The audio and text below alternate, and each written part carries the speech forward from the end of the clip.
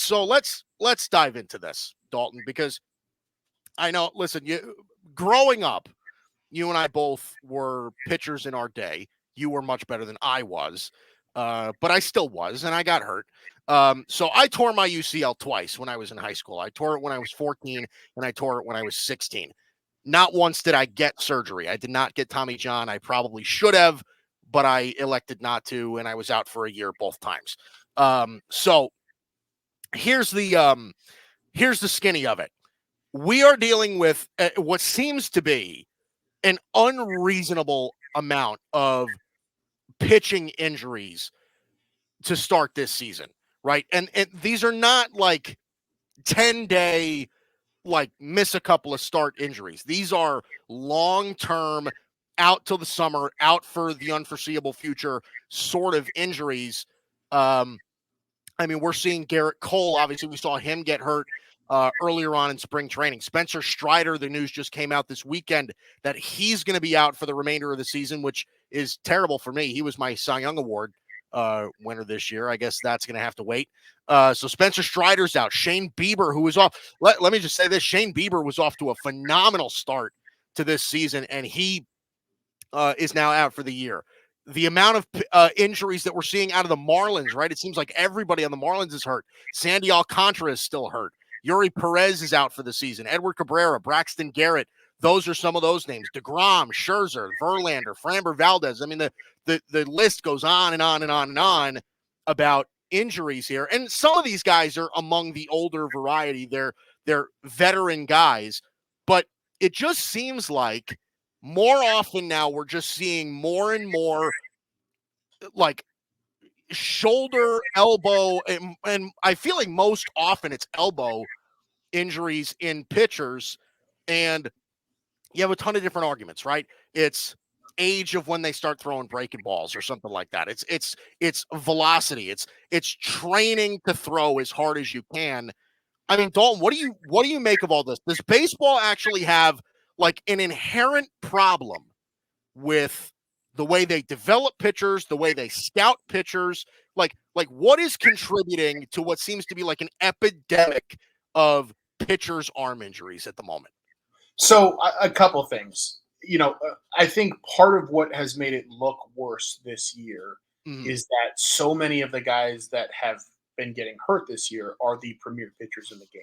Yes. Now, I will say the idea of there being a flurry of arm injuries in the first month of the season is not new, right? That's something that we actually see that last few years. Now, that being said, last few years has been a massive uptick from the decades that preceded it. Yeah. The easiest thing to point to right now, as far as what we know, is guys who are throwing harder and obsessing over throwing harder. There seems to be a pretty clear correlation between who those guys are and the guys who end up missing time due to not only elbow injuries, but just various arm injuries, right? Yep. If you look at the top 10 starting pitchers in baseball by average fastball velocity last season, 8 of those 10 are currently on the injured list. Like going down the list, Bobby Miller on the IL, Sandy Alcantara, Yuri Perez, Grayson Rodriguez, Spencer Strider, Shohei Ohtani, he's playing, but he's not pitching, Shane McClanahan, Garrett Cole. That's 8 of the 10, right? Like Hunter Green and Jesus Luzardo are the other 2 guys on that list. My main takeaway is this. We keep seeing pitchers in the minors get like babied from an innings perspective. And we see that continue when they first get called up to the bigs. I'm kind of thinking that this is not helping. I mean, I'm not, and I want to be clear about what I'm saying there. I'm not suggesting that the innings limits being put on guys and them not throwing as much is what's causing the injuries. Right. But what I am saying is that it's not preventing them. So given that, right, like the other night, Paul Skeens was pitching for the Pirates in the minors. I forget at what level he's at, right? But he was pitching the other night. And they pulled him after like 3 1/3 innings and 60-something pitches, 70, 60-something pitches, I think it was. Like, why are we doing that? Like, are we not trying to develop him to be a starter? Because if we are, let's let him start games. Let's let him go through starts. Let's let him get into that rhythm. Right. Yeah. Because at this point, like, whatever arm injuries you think you're solving by babying a guy, like Bobby Miller was babied, Sandy Alcantara was babied, Yuri Perez was babied. Grayson Rodriguez was babied. Like, look down the list of these guys who are hurt. Yeah. They were all babied, right? So that's one takeaway I have is let's stop babying starting pitchers when they're coming up as young guys. Let's let let's let the dog eat a little bit. Right.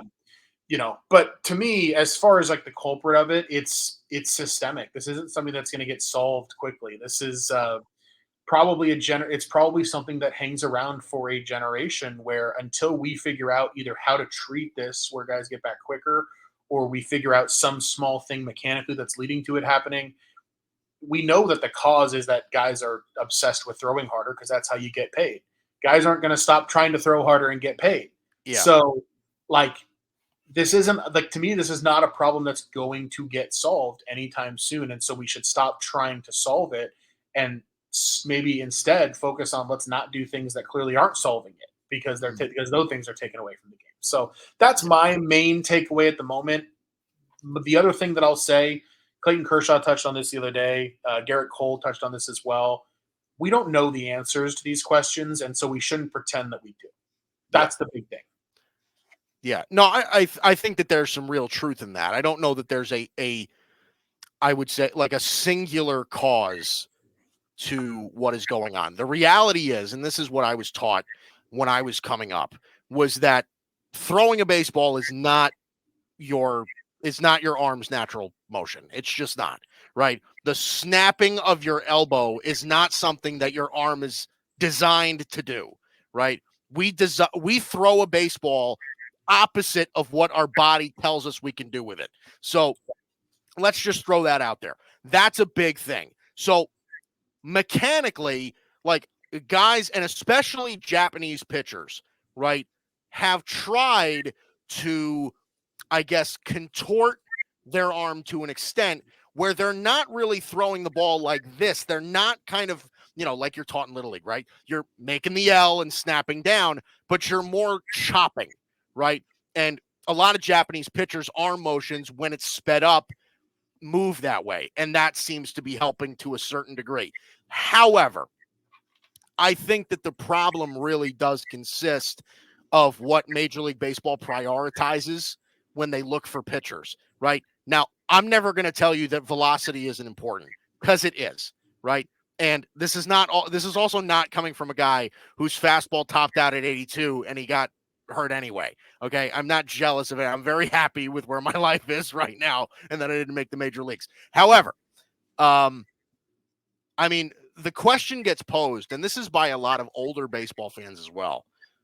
I mean, they don't think that Greg Maddux would have a shot in today's major leagues because he threw 85. Like his fastball sat in the 80s. Well, at the end of his career, it did. People forget how hard he threw when he was younger. Well, how hard? I'm young. You got to tell me. He was a mid-90s guy through his prime. Like he was throwing. He was throwing. I mean, not the 98, 99 you see today, but that's what you and I remember, right? Because we're young guys. But I will say, like, he was throwing harder than that.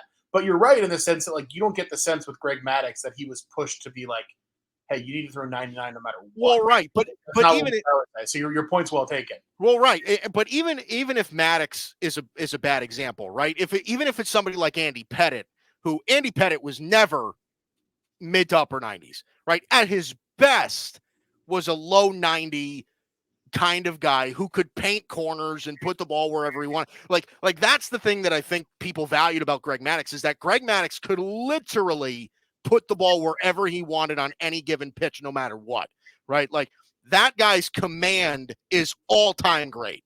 Right. So here's the question that I'll pose to you, right? Because again, you played at a higher level of baseball than I did. So, and you played against better competition. You were part of this. I mean, like, are major league scouts, or even college scouts for that matter, are they looking at pitchers the wrong way? Are they valuing velocity too much, do you think? I would say no. Okay. And the reason I would say no is, like, this is more now than ever. What we value is based on what the data says gets people out. right? Mhm. Like what we value now, based now more than ever, is based on what's going to get you the most swing and miss. That's not for no reason, right? We're from a baseball perspective, we're valuing the right things. Unfortunately, it doesn't make always for a prettier game, and our commissioner is making decisions that are trying to rectify that artificially, and I have a lot of thoughts on that. But it doesn't make for a prettier game. But scouts are doing their job, right? Like by looking for that, and coaches are doing their job by coaching to that. Yeah. I don't think it's fair to point at scouts and coaches and those who are in control of deciding what's best for the game and telling them, "Hey, you needed to know that this was going to cause injury." Like, Well, yeah. because and Tyler Glasnow said this really well. I think I already mentioned it, but like he said it really well.